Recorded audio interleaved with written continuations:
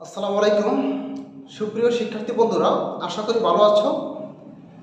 এই বছর যারা বিভিন্ন ভার্সিটিতে এবং মেডিকেলে পরীক্ষা দিবে এবং অন্যান্য চাকরি পরীক্ষা দিবে, তাদের জন্য বিশেষ করে একেবারে সবচেয়ে গুরুত্বপূর্ণ যেই সাধারণ জ্ঞানগুলো এসে থাকে, এরকম কিছু সাধারণ জ্ঞান নিয়ে আমি হাজির হয়েছি আজকে তোমাদের সামনে। খুবই গুরুত্বপূর্ণ কিছু সাধারণ জ্ঞান। তো জিকে টপ 10 ক্লাসে সবাইকে স্বাগত জানাচ্ছি। তো আজকে আমরা প্রথম ক্লাসে যেই গুরুত্বপূর্ণ 10টি সাধারণ জ্ঞান নিয়ে আলোচনা করব, তার মধ্যে আমরা একটা সাজিয়ে রেখেছি।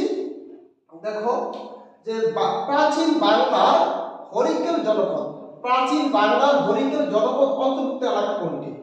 এটা একটা পরীক্ষা এসেছিল।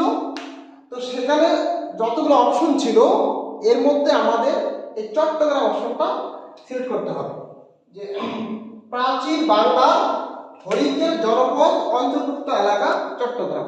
তো আমাদের একটু বোঝার সুবিধার্থে, যাতে কোনো কোশ্চেন মিস না হয়, এই জন্য আমাদেরকে মনে রাখতে হবে যে চট্টগ্রাম এবং সিলেট।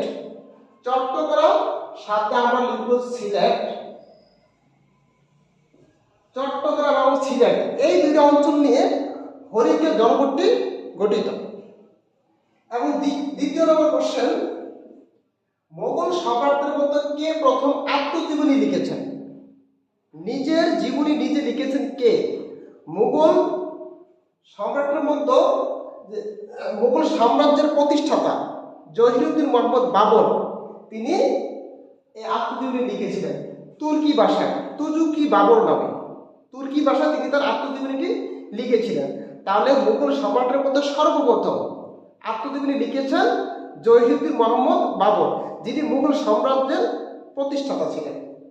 এরপরে আমরা 3 নম্বরে যাব, ঐতিহাসিক 6 দফা ঘোষণা করা হয় কত সালে? একেবারে সোজা কোশ্চেন।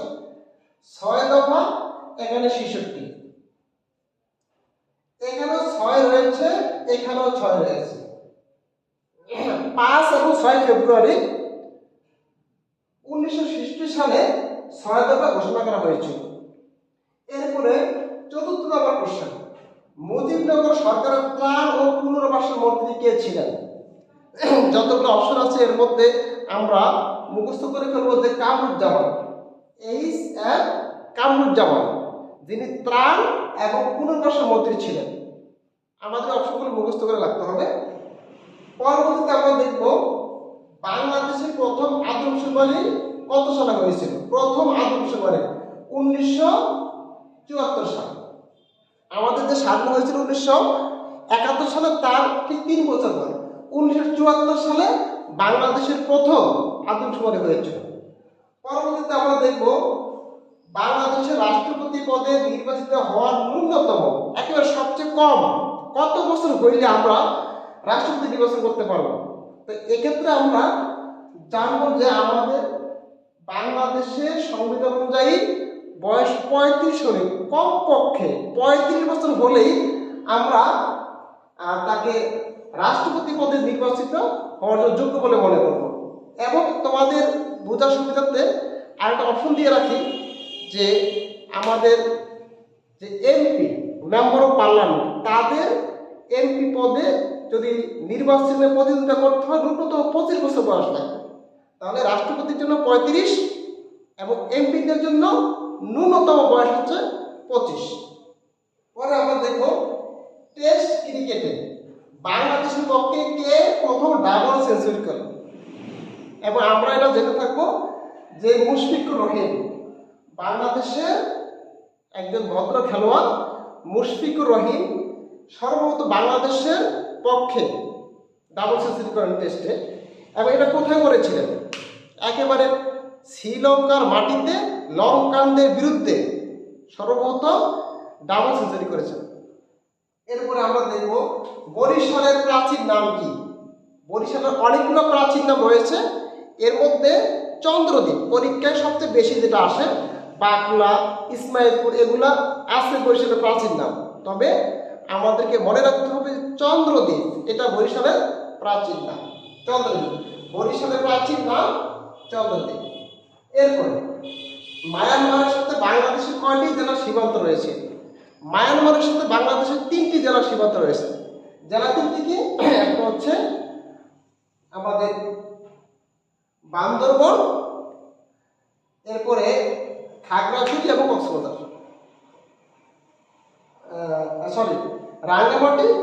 রাঙ্গামাটি এবং বান্দরবান এবং কক্সবাজার।